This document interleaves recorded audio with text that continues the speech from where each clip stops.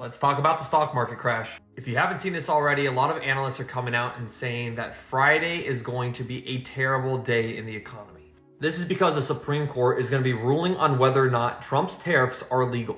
If they're not legal, which seems to be right now the sentiment on Polymarket, where the Supreme Court does not favor Trump's tariffs, they're expecting the United States is going to have to refund the entire $600 billion that has been brought into our economy.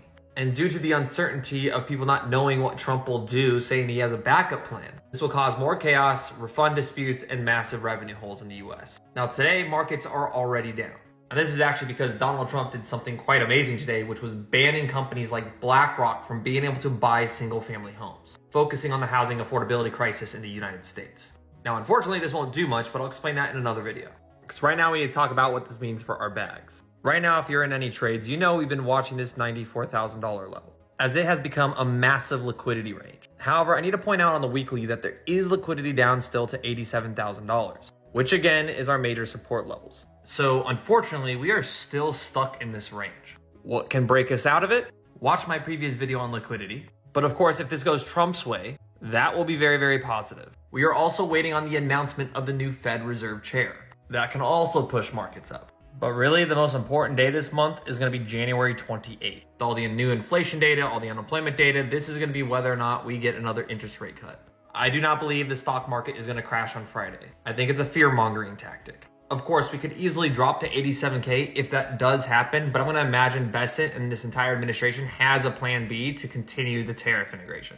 And when you look at the technicals, for example, others BTC, on the monthly time frame, they have flipped bullish. So in my opinion, this next 4 weeks is going to be literally just about accumulation, low leverage positions. I've been positioned since near the bottom around $87,000. You don't need to panic. You don't need to FOMO. You don't need to get emotional right now in this current stage. There's still a lot of uncertainty, but liquidity is opening back up, which means at the end of the day, whether it is 3 months, it's a month, it's 6 months, the high risk on the far end of the curve, which is going to be your crypto assets, your altcoins, we are going to start seeing more liquidity injection. If you want a good rule, I think a fantastic rule this cycle is the 80-20.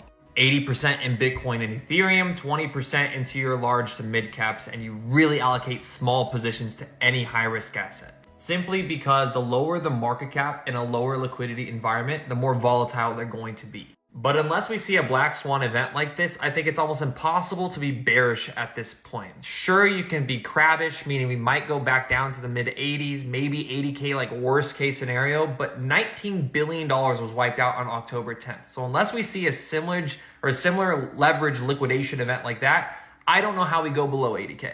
So personally, I'm DCAing.